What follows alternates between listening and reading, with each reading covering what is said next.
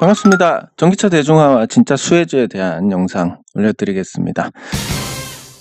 전기차가 지금은 보조금 때문에 어느 정도 시장을 형성을 하고 있는데, 앞으로 단가가 떨어지고 대량 생산에 성공하고 이 과정들을 밟게 돼서 대중화가 된다면 보조금 없이도 내연 기관차와 경쟁을 하게 될 겁니다. 그렇게 됐을 때 진짜 수혜주가 어떤 것인지에 대해서 찾을 필요가 있고, 적어도 지금 많이 오른 종목들은 가짜 수혜주다. 그래서 진짜 수혜주는 따로 있다라고 그렇게 말씀을 드릴 수 있습니다.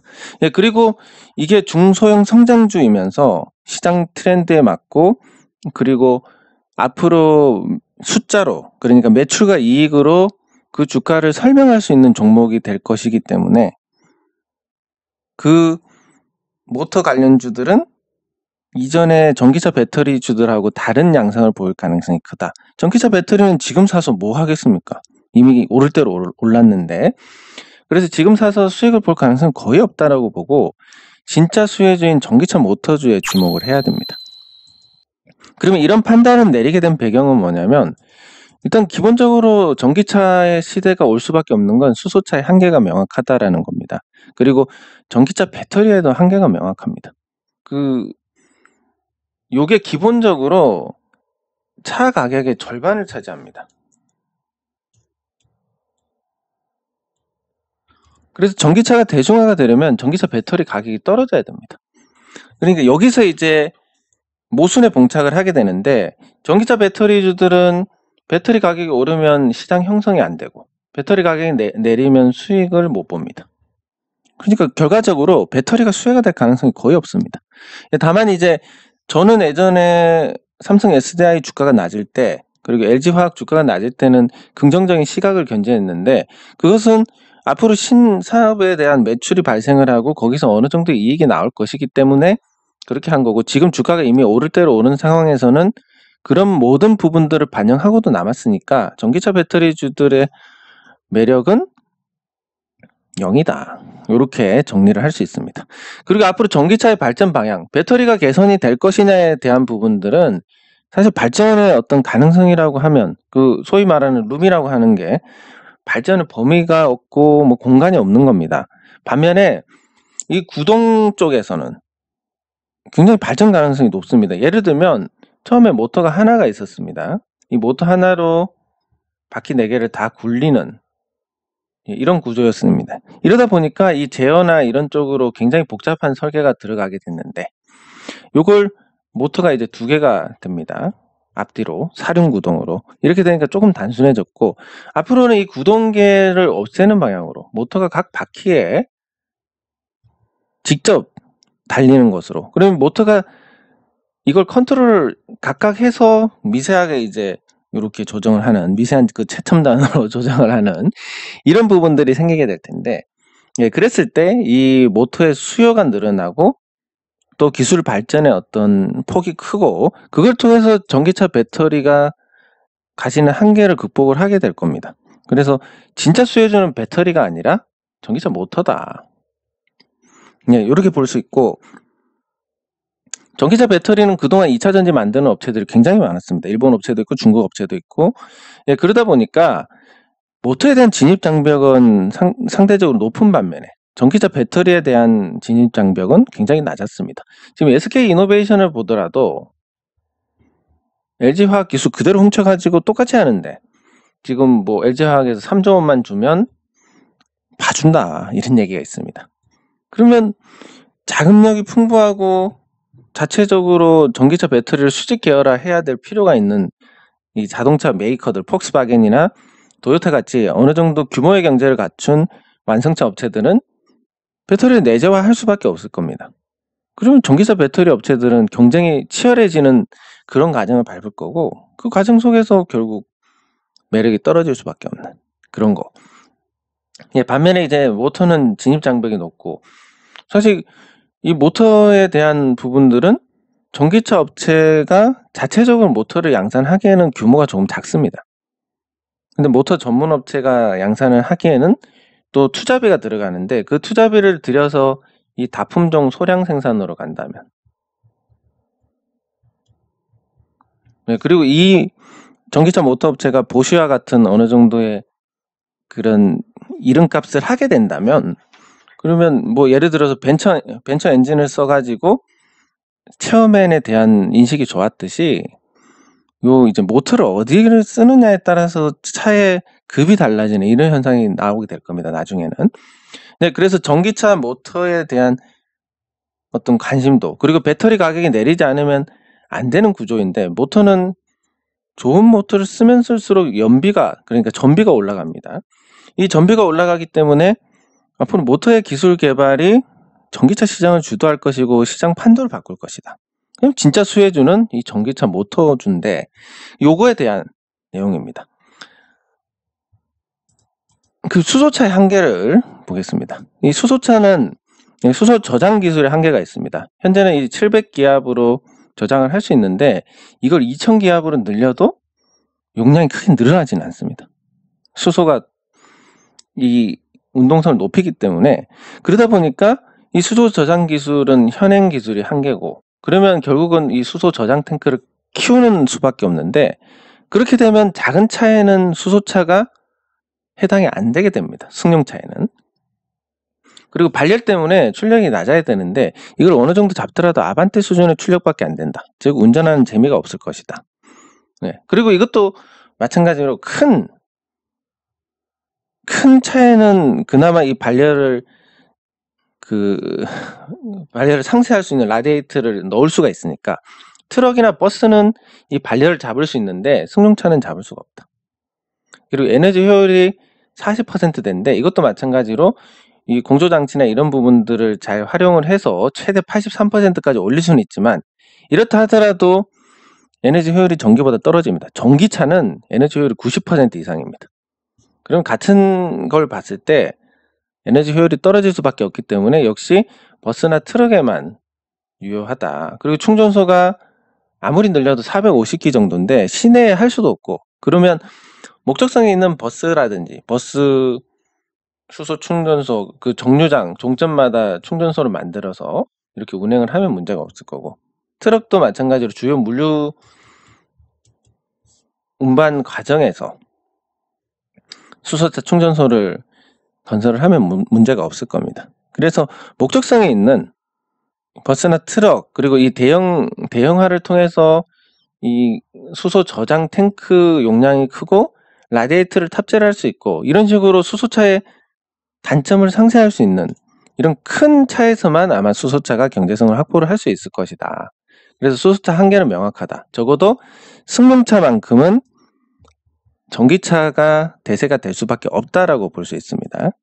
예, 그런데 전기차 안에서도 배터리의 한계가 명확합니다. 전기차 배터리를 보면 용량 대비 주행거리가 큰 차이가 없습니다. 보시면 모델 3가 조금 낮긴 한데 큰 차이가 없는 상태. 그래서 이 배터리는 용량을 늘릴 경우에 무게가 확 늘어나서 무게 때문에 또 전비가 떨어집니다. 그러니까 용량을 늘릴 수도 없고, 그리고 용량을 늘리면 필연적으로 충전 시간이 길어지니까 여러 가지로 한계가 있습니다. 물론 전고체 배터리가 나온다고 하고 또 기술 개발이 계속 이루어지고 있지만, 일반적으로 이 실용화 가능한 기술이라고 한다면 거의 기반 기술이 10년, 20년에 걸쳐서 만들어져야 됩니다. 그래서 전고체 배터리를 만들었다, 이거 하나로 끝나는 게 아니라 그걸 대량 양산할 수 있는 기반 기술이나 소재 확보라든지 이런 부분들이 병행되어야 되니까 앞으로 10년 이내에 뭐 배터리의 어떤 획기적인 변화는 없을 것이다. 이렇게 볼 수밖에 없습니다. 만약에 그런 일이 생긴다면 그 업체가 싹 독식을 하는 거기 때문에 어차피 그 업체가 LG화학이나 삼성 SDI나 SK이노베이션이나 이 업체가 되기가 어렵습니다. 왜냐하면 기초과학 수준이 떨어지기 때문에 응용과학밖에 발전한 게 없는데, 그 응용과학 안에서도 뭔가 아예 새로운 방식을 하려면 그 원천 기술이 있어야 되는 거고, 그게 사실 이게 뭐 국가적인 뭐 자존심 이런 것 때문에 우리나라도 많이 따라왔다 이런 말씀 하시는 분들이 계신데 아직까지 굉장히 멀었습니다. 그래서 전기차 배터리를 새롭게 만든다, 새로운 방식으로, 그건 거의 불가능하고, 한국에서 만든다 해도 뭐 미국, 일본, 중국 여기서 만들 텐데, 그러면 한국 배터리 업체들은 어차피 이러나 저러나 안 되는 겁니다. 예, 그리고 그 관련주들의 매력을 보면 LG 에너지 솔루션이 올해 매출이 18조 2,500억 정도 예상을 하고 영업이익은 1,900억 정도 예상이 됩니다.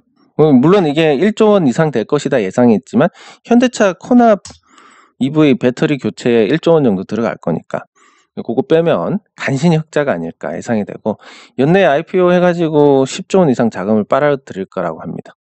예, 그러면 시장에서 10조 원이 빠져나간다. 굉장히 시장 전체에도 타격을 줄 수 있는 부분이라서 저는 개인적으로 이거 굉장히 부정적으로 보는데 요 에너지 솔루션 100% 지분을 갖고 있는 LG화학 주가가 80만 원대인데 이미 고점에서 꺾였기 때문에 투자 매력이 거의 없다. 그리고 심지어 LG 에너지 솔루션이 상장을 하게 되면 LG화학의 전기차 배터리 때문에 투자했던 자금이 이쪽으로 들어오면서 더더욱 주가가 떨어질 수밖에 없다라고 볼 수 있습니다. 그리고 그나마 삼성 SDI가 나은데 매출하고 영업이익도 어느 정도 나올 거고 하지만 주가가 너무 비싸졌습니다. 비싼 게 가장 큰 악재입니다.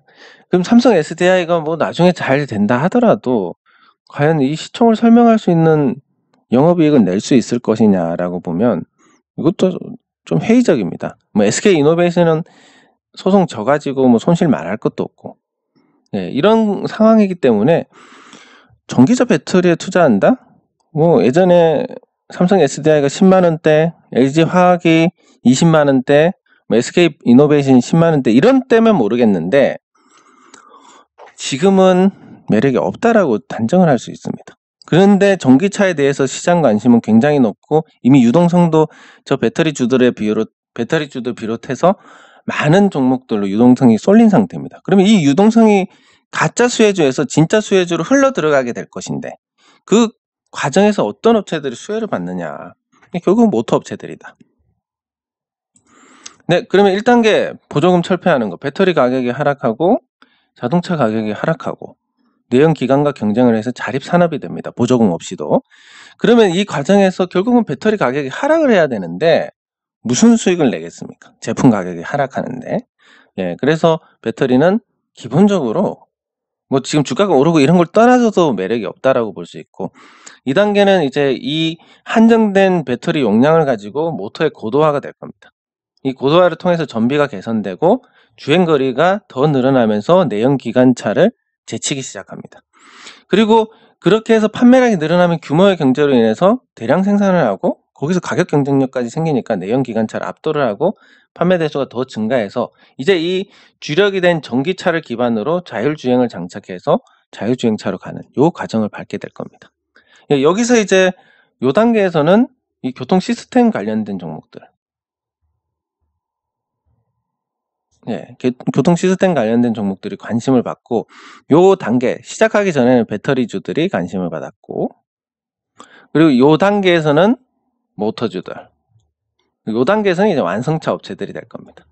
완성차 업체들 중에서도 전기차에서 살아남은 업체들 그래서 지금은 요 단계 배터리는 이제 끝났고 모터가 주목받을 단계다. 지금 시장에서는 이렇게 정리를 할 수 있고 그리고 이 모터의 진입 장벽을 보면 굉장히 까다롭습니다. 그래서 저는 요 모터 업체들에 대한 투자는 거의 반드시 성공한다. 그것도 뭐 10% 20% 이런 게 아니라 최소 5배에서 10배 정도의 수익이 날 것이고 중소형 성장주에 대한 어떤 충실한 패턴을 밟아갈 것이다. 여기서 투자에 성공하면 경제적 자유인이 되는 거고 또 경제적 자유인이 될 수 있는 어떤 기반을 만들 수 있는 그런 과정이 될 겁니다. 그러면 전기차 모터의 진입 장벽 첫 번째는 전기 강판인데 요거 뉴스 찾아보면 나옵니다. 신일본 제출이 이 전기 강판 원천 기술을 보유하고 있고 마진율이 60%에 달했습니다. 요 기술을 포스코가 개발을 해가지고 마진율 40%인데 그 연구원이 그 기술을 다시 중국 업체한테 팔아 넘기는 과정에서 소송을 하다가 신일본 제출 기술을 포스코가 훔쳤다. 이런 얘기가 나와서 그래서 5년 전에 합의를 봤습니다. 요 신일본 제출하고 돈을 주고 합의를 봐서 일단 포스코도 어쨌든 합법적으로 전기 강판을 생산할 수 있는 몇 안 되는 기업이고 생산량도 굉장히 커가지고 다른 업체가 진입하기 어렵습니다. 그렇다면 이 포스코하고 전기 강판의 포스코에서 전기 강판을 공급을 받아온 업체들, 기존 모터 업체들은 안정적으로 수량을 받을 수 있는 반면에 신규로 만약에 모터 사업에 뛰어든다. 전기 강판 확보부터가 쉽지가 않은 겁니다. 그리고 포스코는 이 공급을 하는 업체들에게 지분을 확보를 합니다. 주요 고객들. 네, 그렇게 되면 포스코 지분이 있기 때문에 포스코가 주요 주주니까 이 모터 업체에 대한 어떤 압박도 굉장히 제한될 수밖에 없습니다. 모터 업체 기술 내놔 이렇게 했을 때 포스코가 어느 정도 지킴이 역할을 하는 이런 게 되고, 포스코가 지분을 갖고 있는 상태에서 이 전기 강판 공급도 어느 정도 원활해지는 반면에 신규 업체들이 등장해도 전기 강판의 공급량 자체가 한계가 있기 때문에 이 수요 폭증을 대비를 할 수가 없는 겁니다. 모터 수요가 아무리 늘어나도 기존 업체들에 우선적으로 공급이 될 것이기 때문에 이 전기 강판 문제부터 해결이 안 되는 거고, 그럼 현대제철 통해서 만들면 되지. 무슨 기술로?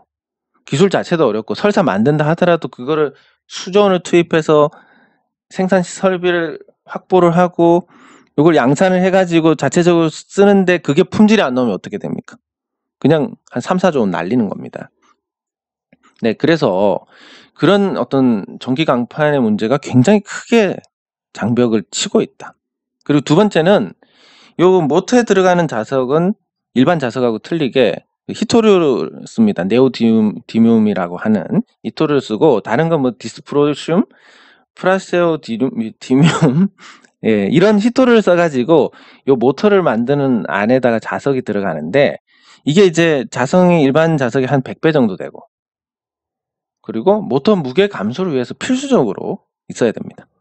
그러니까 이것도 기존 업체들은 어느 정도 이 공급선을 따놓고 확보를 하고 있는데 반해서 신규 모터 사업을 하겠다라고 뛰어든 업체가 뭐 기술을 어느 정도 개발해서 해냈다 하더라도 이걸 확보를 하는 데부터 또 문제가 생기는 겁니다.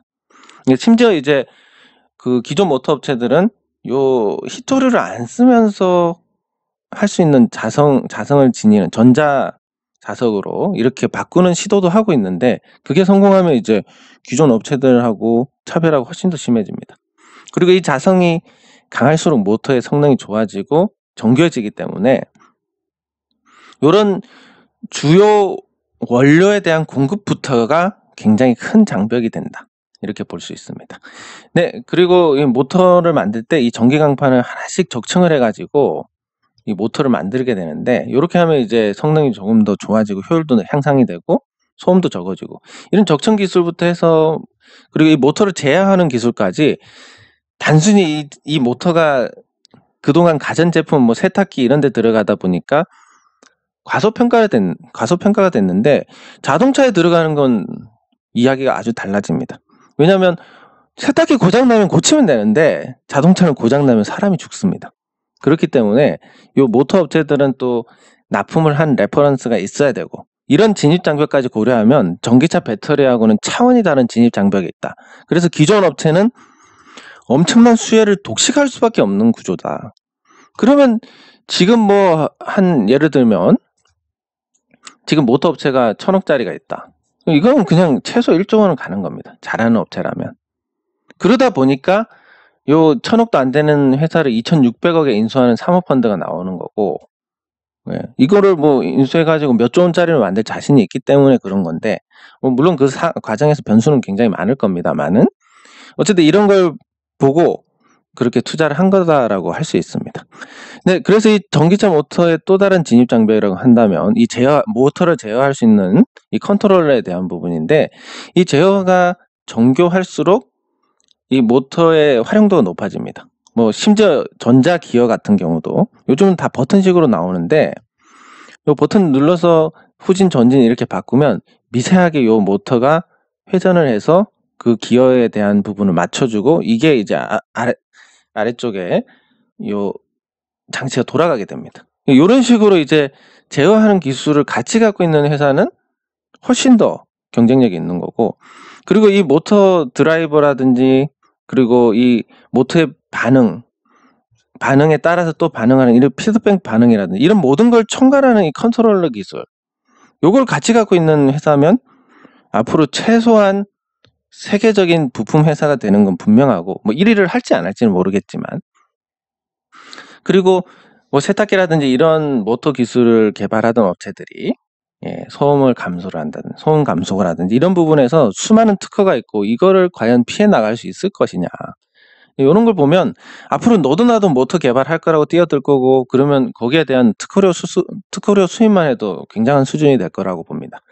그래서 이 진동에 의한 뭐 구조적 특성이나 컨트롤을 통한 제어라든지 이 스위칭 주파수를 자동 조절하는 이런 방식들을 통해서 소음 감소 기술이 축적된 회사들, 요 회사들은 앞으로 더 높은 진입 장벽을 쌓고, 어차피 자동차는 결국 정숙성이니까 안전성과 두 가지 모두를 잡을 수 있는 업체는 앞으로 전기차 부품 업체의 핵심이 돼서 보쉬와 같은 큰 기업으로 성장을 할 것이다. 작은 기업이. 그러면 우리가 제약 바이오 뭐 거품 갖고 들어가서 거품 터지기 전에 나오고 이런 거는 사실 투자라기보다는 투기에 가까운데, 요 모터 업체들은 앞으로 지금 현재 가치는 형편없지만 나중에는 엄청난 가치를 가지게 될 겁니다. 그래서 우리가 이거를 투자를 하고 엄청난 가치를 지닐 때까지 기다리면 우리 자산이 여기 성장과 함께 뭐 한 10배로 늘어나는, 10배도 그렇게 낙관적으로 본 건 아니지만, 그러면 1000억짜리가 1조짜리가 되는 거다. 이렇게 볼 수 있고, 그런 관점에서 봤을 때 굉장히 전도유망한 투자다. 그래서 모터 관련주들을 찾아봤는데 상장사 중에는 없는 겁니다. 이 모터 관련주가. 그럼 비상장사가 상장하는 걸 노려야 되는 거고, 그거에 대해서 지금 개인적으로는 어느 정도 투자의 기회를 만들어가고 있는 상태입니다. 잘 될지 안 될지는 아직 모릅니다. 근데 잘 된다면 여기서 이제 말씀드리자면 은퇴를 이제 할 수 있는 그런 기회가 올 것 같습니다. 그러면 이제 이 모터스와 전비의 연관성을 보면 이 다니엘 모터를 이 테슬라의 사이버 트럭에 그대로 나오는데, 트럭이 다니엘 모터를 썼을 때는 제로백이 6.5초에 주행거리가 250마일로 나옵니다. 근데 듀얼 모터를 쓴 모델은 제로백 4.5초, 그러니까 100km까지 4.5초 만에 가고 주행거리가 300마일로 늘어납니다. 근데 이 트라이 모터는 3개를 쓴 겁니다. 그러니까 앞에 뒤에 하나씩 쓰고 요 바퀴, 그리고 하나는 뭐냐면 고속 주행에서는 굳이 많은 힘이 필요가 없으니까 고속 주행 전용으로 효율성 높은 모터를 하나 더 둔 겁니다. 그래서 고속일 때는 우리가 내연기관차 탈 때도 그렇지 않습니까? 저속에서는 막 기어 올라가다가 고속되면 부스럽게 가지 않습니까? 그래서 연비가 고속 주행에서도 잘 나오는데, 마찬가지로 고속 주행용 모터를 따로 달았더니 주행거리가 크게 늘어나더라. 제로백도 좋아지고, 제로백은 당연히 모터 3개를 갖고 동시에 힘을 주니까 빨라지는 거고, 고속 주행에서 이걸 쓰니까 주행거리가 훨씬 늘어나더라. 그러면 모터 수와 전비는 비례한다. 그러면 앞으로 모터 수가 늘어날 수밖에 없지 않겠느냐.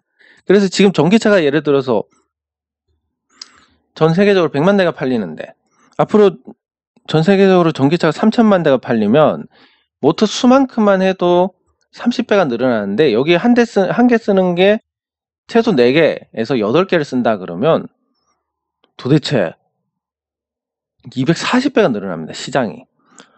요 240배가 늘어나는 시장에서 어느 정도 기술력을 갖고 있고 경쟁력을 갖고 있는 회사라면 최소한 이 성장성만큼은 할 거고, 그러면 지금 모터 업체들의 매출이 2,500억 정도 되는데, 이게 뭐 자동차가 아니기 때문에 뺀다 하더라도 나중에 뭐 조 단위의 매출은 분명히 나올 것이고, 수익성도 이거랑 다르게 훨씬 좋아질 수밖에 없을 것이다.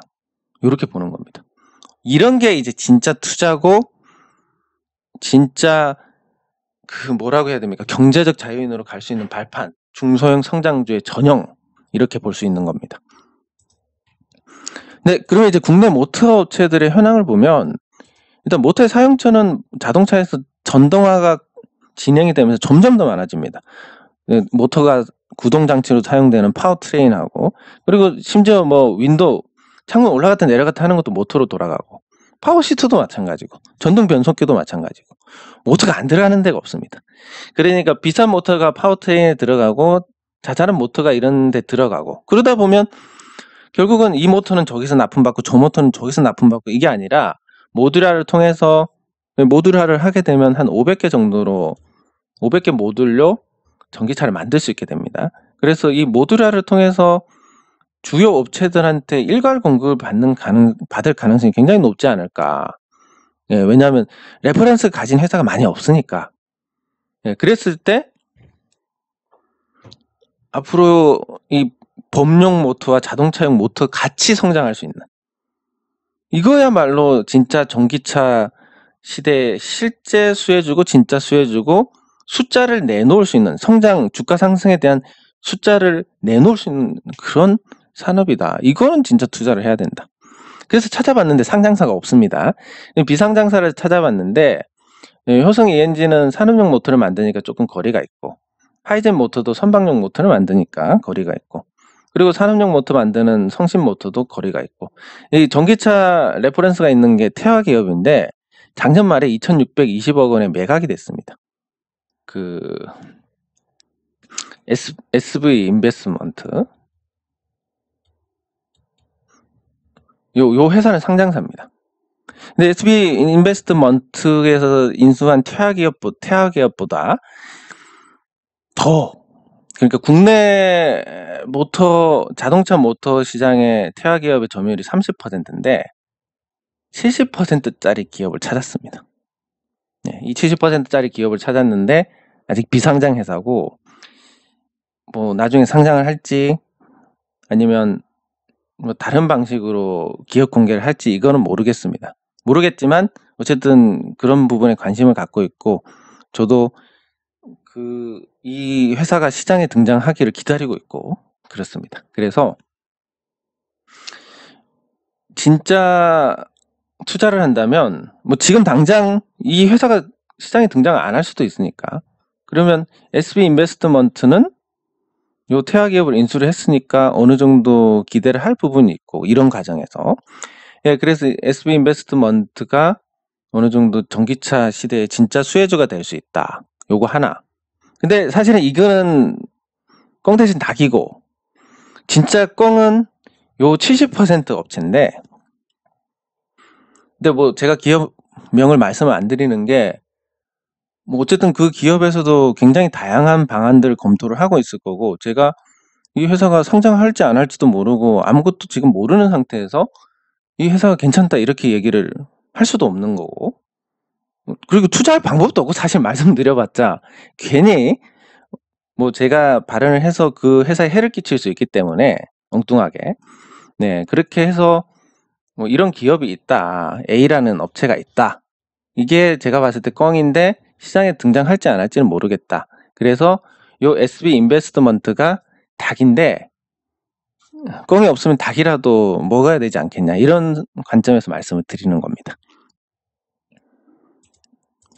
근데 하지만 좀 비싸게 사가지고, 만약에 태화 기업이 그대로 자기들이 사업을 하다가 상장을 했다면 뭐 그러면 굉장히 이것도 나쁘지 않은 투자 기회가 됐을 텐데, 이미 성장성 어느 정도 반영해서 비싸게 샀기 때문에 SV 인베스트먼트가 아주 전기차 시장이 개화가 됐을 때 그때가 아니고 지금 당장 수혜를 받을 수 있느냐, 그 부분은 약간 좀 떨어지는 게 있습니다.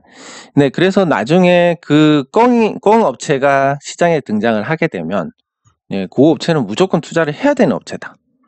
근데 만약에 시장에 등장 안 할 수도 있으니까, 그러면 닭으로 SV 인베스트먼트를 관심 있게 보시는 게 좋겠다라고 말씀을 드린 거고, 이 전기차 모터는 앞으로 인휠 모터가 될 겁니다. 휠 안에 모터를 탑재를 하는 걸로 해서 이걸 모듈화를 하게 될 텐데, 그러면 모터가 두 개가 필요합니다. 힘을 내는 모터 하나하고 고속 주행할 때 효율을 내는 모터 하나하고 두 개가 들어가게 되고, 바퀴에. 그럼 총 8개가 탑재가 될 겁니다. 이 8개가 탑재가 되면 인휠 모터는 구동 제어가 불필요하니까 훨씬 더 단순해지고 모터의 어떤 위상이 올라갑니다. 구동 제어가 필요 없으니까. 여기서 다 하니까. 대신에 이 모터의 성능과 이 제어 기술, 요 두 가지가 핵심이 되는, 그래서 8개가 탑재가 되면서 제어 기술을 같이 갖고 있는, 모터와 제어 기술을 같이 갖고 있는 업체, 이 최대 수혜주가 아까 말씀드린 그 꽁인데 상장을 안 하고, 저 같으면 상장을 안 할 수도 있겠습니다. 왜냐하면 뭐 앞으로 회사가 크는데 혼자 먹고 싶으니까.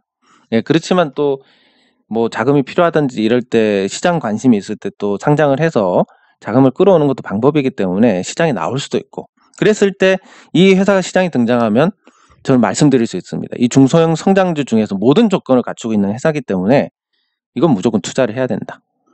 투자를 해야 되고, 만약에 이 회사가 시장에 나오지 않는다면 닥으로 SB 인베스트먼트,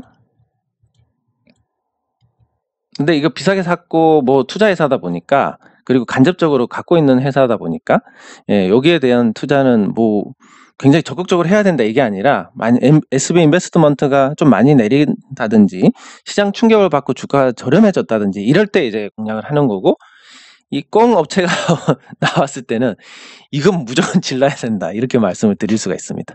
그래서 저도 지르기 위해서 제가 동원할 수 있는 모든 자금들을 동원을 해서 대기를 하고 있는 상태입니다. 여기까지 말씀드렸으면 어느 정도 모터의 중요성, 그리고 앞으로 시장에서 모터 업체들이 관심을 받을 수밖에 없는 이유가 설명이 됐을 거라고 보고, 요약을 하자면 그렇습니다. 전기차 대중화가 됐을 때 진짜 수혜주는 모터 관련주다. 수소차는 요런 한계, 저장 기술, 발열, 그리고 에너지 효율, 그리고 충전소 인프라 문제까지 해가지고, 수소차의 한계는 대형 버스라든지 트럭에만 경제성을 확보할 수 있고, 그 외에는 경제성이 떨어진다. 그래서 한계가 있고, 전기차 배터리 용량을 늘리면 무게가 늘어나고 가격이 올라간다. 근데 전기차 대중화가 되려면, 보조금 없이 대중화가 되려면 필연적으로 배터리 가격이 떨어져야 되기 때문에 배터리 업체들이 기본적으로 이익을 낼 수 없는 구조고, 배터리 업체가 이익을 많이 내는 구조가 된다. 그러면 전기차 시장이 성립하지 않는다는 모순에 빠지게 됩니다. 그래서 배터리 가격 하락을 할 수밖에 없고, 이걸 통해서 자동차 가격 하락을 하면서 전기차 시대가 열리게 되는 이 과정들을 겪게 되고, 모터가 그 과정에서 고도화가 되고 전비 개선으로 가게 되면 자연스럽게 현재 배터리 용량만으로도 내연 기관차를 압도하는 주행거리를 뽑아낼 수 있을 거고, 그걸 바탕으로 내연 기관차보다 훨씬 더 많이 팔리게 되면 규모의 경제를 갖춰서 더더욱 수익성이 좋아지는 그 과정을 밟게 될 겁니다. 거기다가 뭐 전기 강판 확보도 쉽지 않고, 네오디뮴이나 이런 히토류를 확보하기도 쉽지 않기 때문에 기존 업체들이 압도적으로 유리한 그런 환경이고, 그리고 뭐 제어 장치나 이런 부분들, 그리고 소음 감소 기술이나 이런 특허들, 이런 걸 피해 가려는 것도 굉장히 어렵고, 그래서 기존 업체들이 너무나 유리한 구조다. 과거에 배터리 2차 전지 만들던 업체들이 전기차 배터리 시장 진출할 때 유리한 측면이 있었고, 그것 때문에 LG화학이나 삼성 SDI 주가가 많이 올랐습니다. 그것과 비슷한 어떤 시장 관심을 기대할 수 있고, 실제로 모터 수를 늘리니까 주행거리가 확실히 늘어나더라. 그래서 국내 모터 업체들이 범용 모터의 사용처가 늘어나고, 자동차 자체에서 이미 모터의 수요가 폭증하는 이런 산업의 성장의 과정이 있다. 근데 여기에 진출할 만한 기업들이 굉장히 한정적이고, 태아 기업이 그나마 가능성 인정받아서 그 SB 인베스트먼트에 인수가 됐다. 그리고 진짜 국내 그 모터코어 1위 업체, 이 꽁이라는 업체는 아직 상장을 하지 않고, 상장을 할지 안 할지도 모르기 때문에 투자 기회가 있을지 없을지도 모르지만, 어쨌든 이 업체가 상장하면 이건 무조건 투자를 해야 된다. 그리고 그게 안 됐을 때 SB 인베스트먼트가 주가가 떨어지거나 해서 가격 매력이 있을 때 투자를 하면 괜찮을 거다. 왜냐하면 모터 시장은 너무나 커지고 거기에 따른 수혜가 명백하기 때문에 그렇습니다. 요 과정들을 보시고 나중에 여러분들께서 진짜 투자 기회를 잡으시거나 잡아서 수익으로 연결되거나 이런 쪽으로 이번 영상이 조금이라도 도움이 되면 참 보람차고 좋겠다는 생각을 합니다. 이번 영상은 여기서 마치도록 하겠습니다. 수고하셨습니다.